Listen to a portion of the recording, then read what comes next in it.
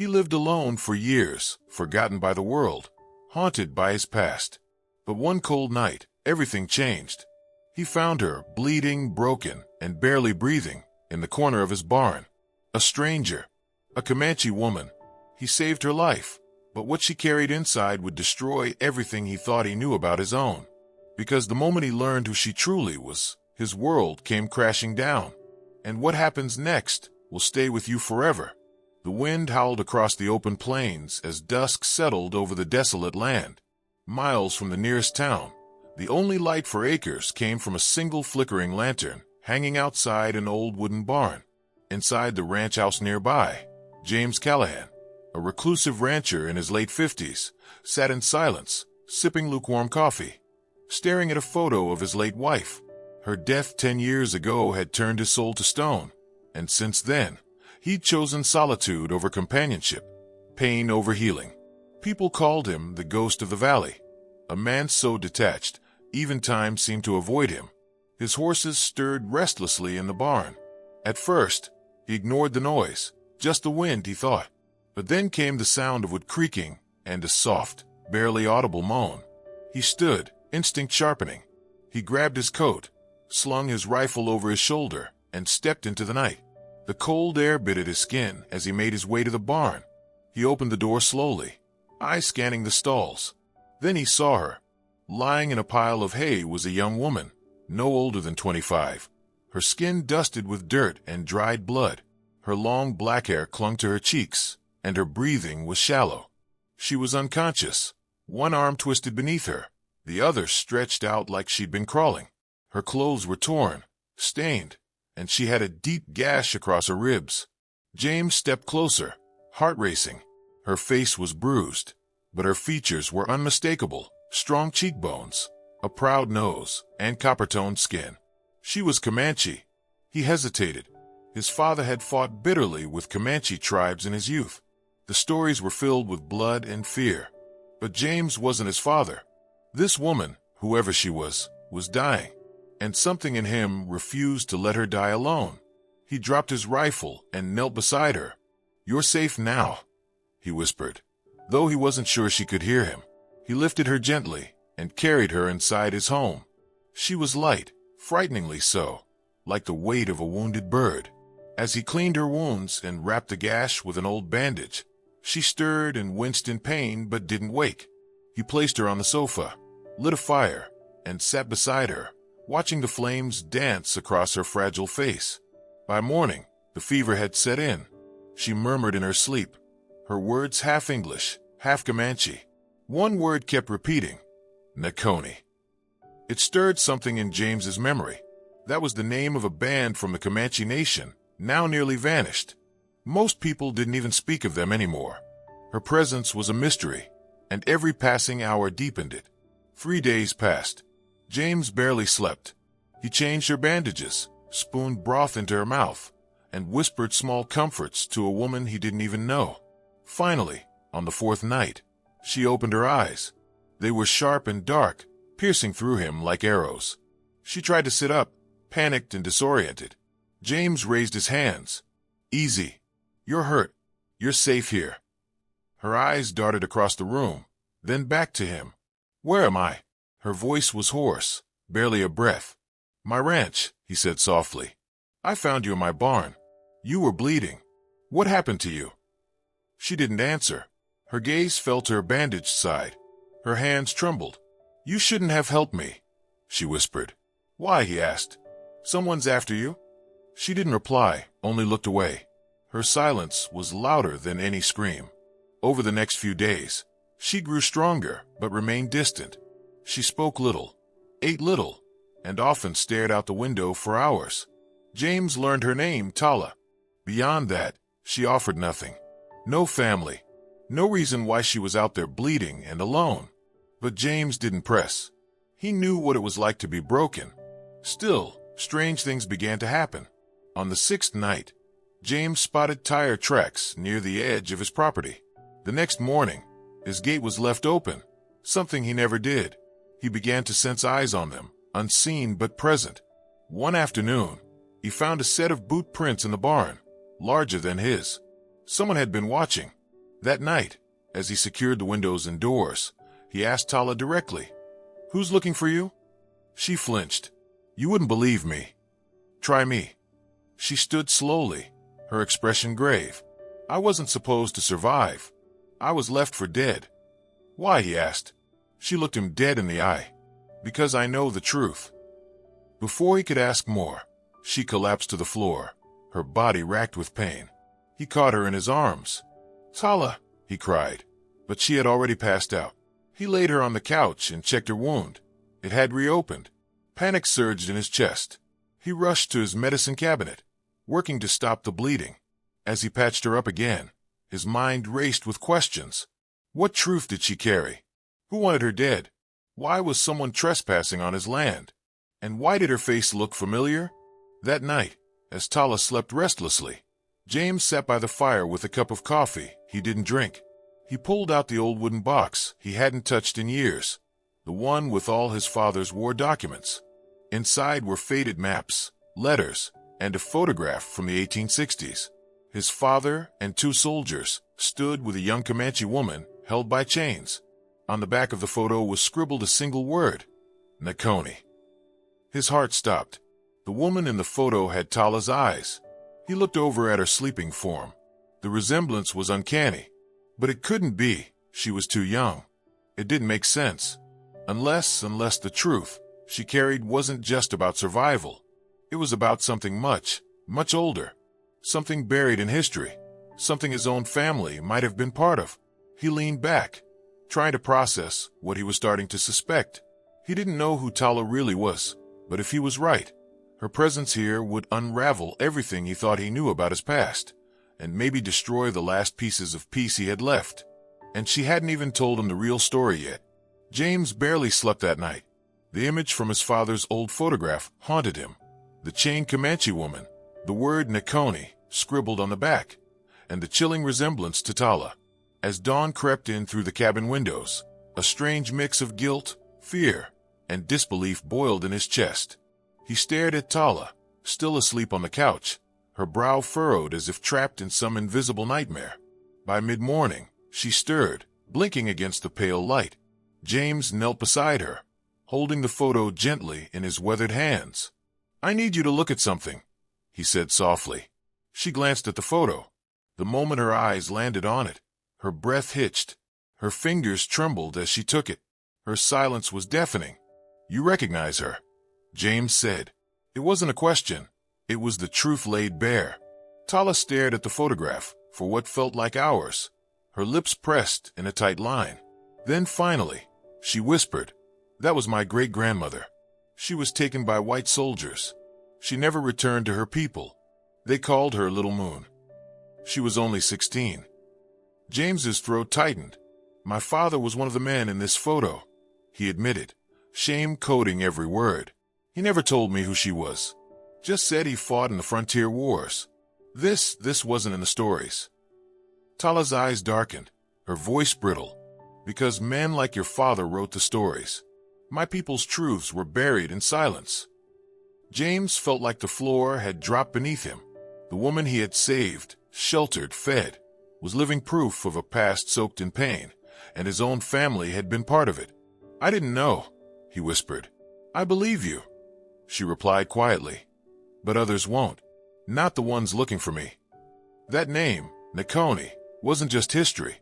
It was the bloodlines she carried, the truth she'd almost died with.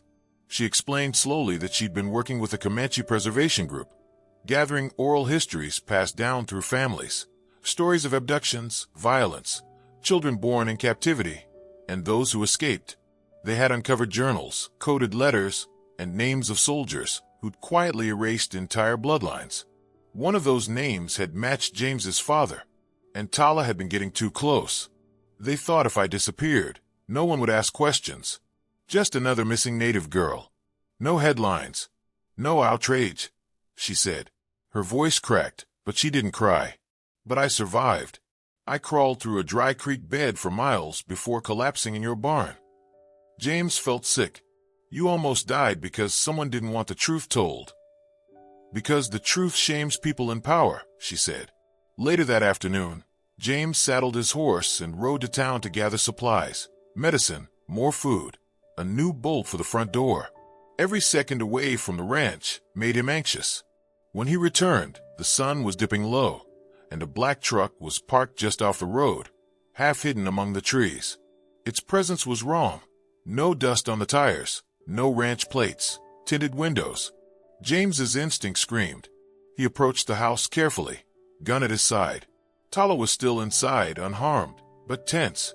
"They're watching," she whispered as she peeked through the curtains. "They've been circling since morning.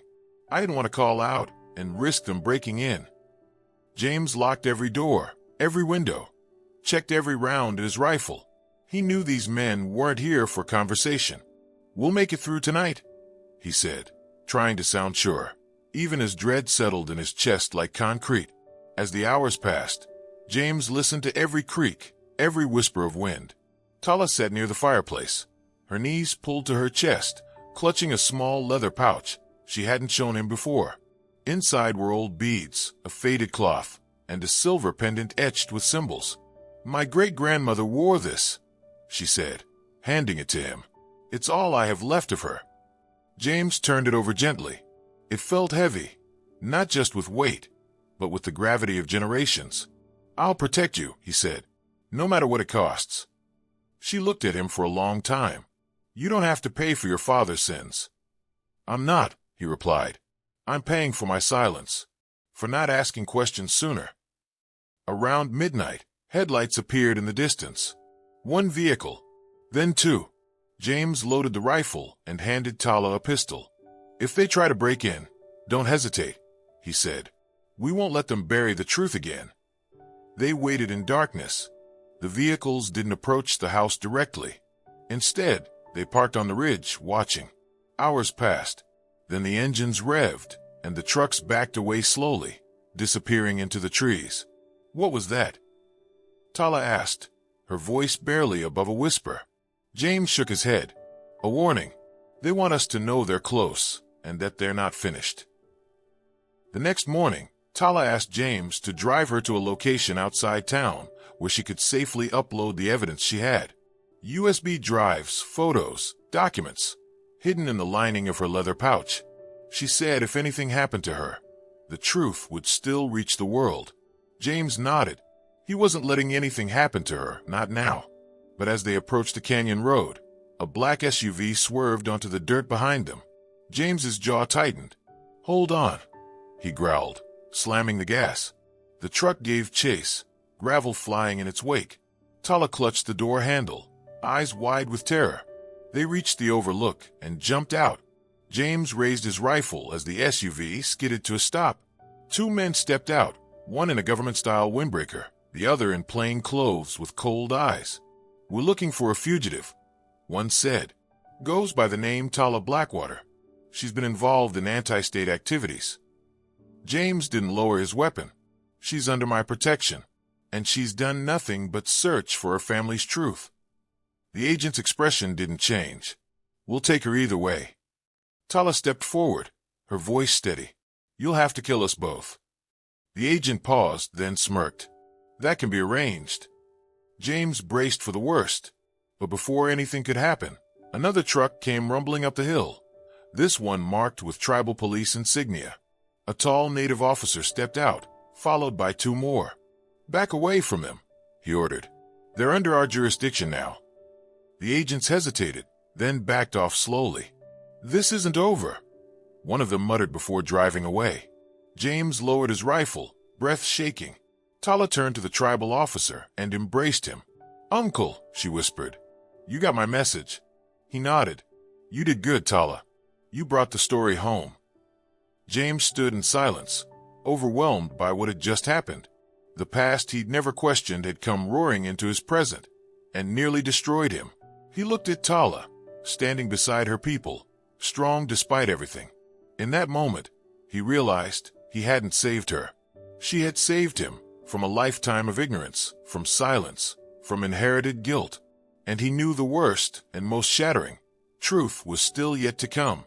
The wind rolled heavy through the canyon as the tribal police vehicles pulled away, leaving James and Tala standing near the edge of the overlook. The sky was bruised with the colors of a dying day, and for the first time in weeks, the weight of fear momentarily lifted from their shoulders. But James could still feel something clawing at the back of his mind, something unanswered, unfinished. Tala stood quietly, her face turned toward the mountains in the distance, her expression unreadable. James stepped beside her, hands in his coat pockets, his voice low. "They're gone for now." She nodded but didn't speak.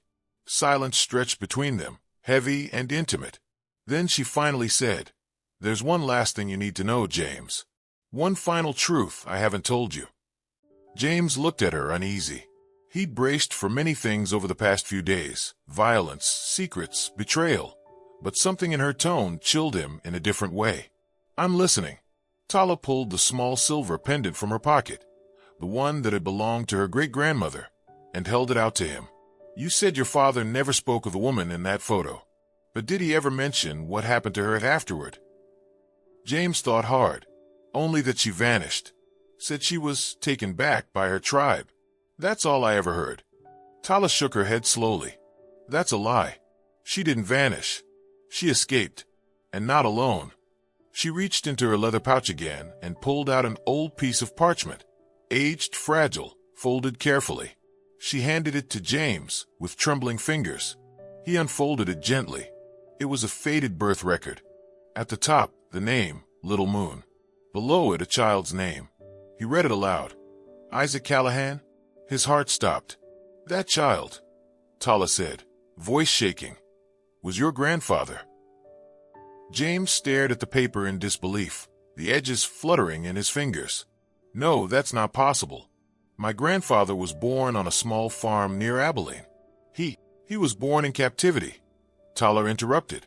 "Little Moon escaped after giving birth. She fled into the hills, hiding her child for years before he was taken by settlers and raised under a new name, the name Callahan."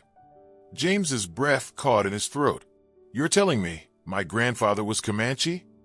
"I'm telling you," she said firmly, "that the woman my people mourned as lost was the mother of your bloodline." The ground beneath him felt like it shifted.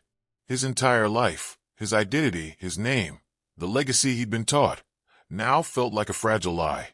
A story rewritten by people who didn't want the truth known. He staggered back a step, stunned. "But my father, he hated them. He fought against them." "Because he knew," Tala whispered. "He knew the truth and buried it. Buried his shame. Buried her story. And passed that silence down to you."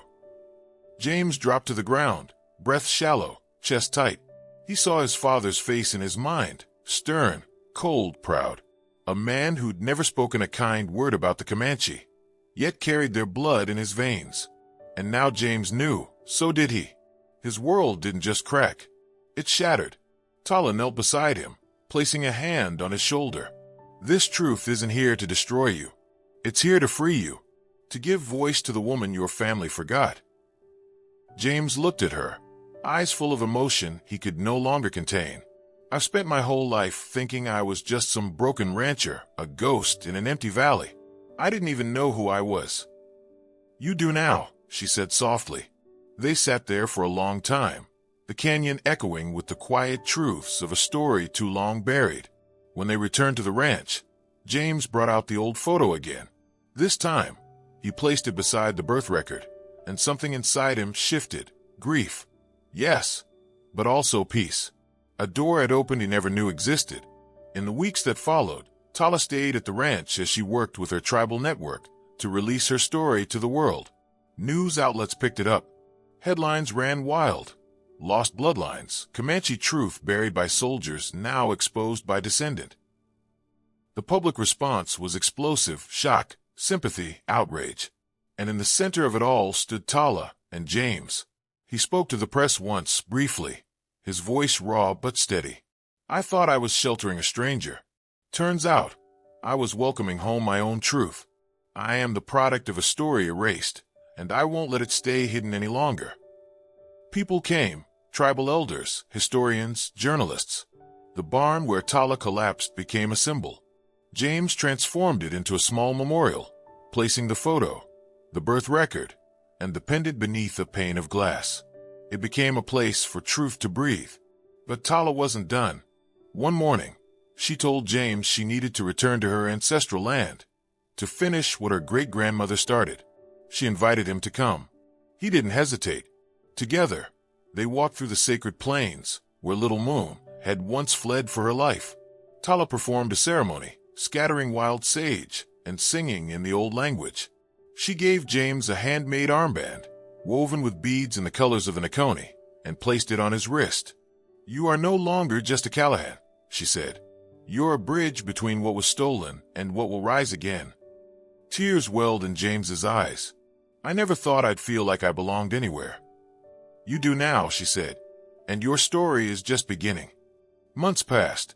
James sold the ranch. He moved closer to Tala's people, helping build community programs and fund preservation projects. He used his land profits to support Comanche youth in learning their language, history, and heritage. The man who once sat alone in silence now spent his days surrounded by stories, laughter, and healing. The man who once knew nothing of his blood had become its protector. And every time he looked at that silver pendant or ran his fingers over the beaded armband, he remembered the moment that changed everything. Not when she collapsed in his barn, but when he learned who she truly was, and who he had been all along. James stood alone beneath the vast, open sky where the plains stretched endlessly, golden grass waving like a silent choir. Tala had returned to her people, but her presence lingered in everything: the wind, the soil, the very heartbeat of the land. He visited the sacred ground weekly, always with the armband around his wrist and the pendant hanging near his heart. He no longer felt like a man hiding from his past. He had faced it. His silence had been broken, and in doing so, he had broken the chain that bound generations to shame. He walked now with purpose. He spoke at tribal schools, sharing his story not as a savior, but as a witness. He listened to elders, sat with children, and learned the language his grandfather never could. Each word he learned felt like stitching another tear in the fabric his family had once helped shred. Sometimes he would stand in the barn where it all began. The spot where Tala had collapsed was now covered with smooth cedar wood, polished and warm. A plaque read, "Truth doesn't knock. Sometimes it falls at your feet, bleeding and silent. Listen anyway." And he did. The ranch had been sold, yes, but before leaving, James had placed one last item in the memorial glass box, a letter. Written in his trembling hand, it said, "To whoever finds this, know that truth cannot be buried forever. When it rises, let it breathe. Let it live." People came from far away to see it. Some cried. Some stayed silent. All left changed. Tala's story became more than a headline. It sparked a movement, funding for missing indigenous women, reforms in local justice systems, and educational programs in schools that had once erased their own dark chapters. And through it all, James stood quietly at the edge, proud not to be the center, but proud to have stood for something greater than himself. One spring morning, Tala returned. She had grown stronger, her voice calmer, her steps surer. She embraced James and placed a small bundle in his hand. Inside was a photo, her newborn daughter, wrapped in Comanche cloth. "Her name is Sani," Tala said. "It means the second moon. Her story begins with ours." James held the photo to his chest, eyes glistening. "She will never be forgotten." "No," Tala whispered. "Because of you, she'll never have to be." They stood together, two souls from different worlds, now forever tied by blood, truth, and healing. The barn that had once been a place of solitude had become a cradle of justice, and in the echo of that land, you could still feel it. The moment the past broke open and the future, for once, began to heal.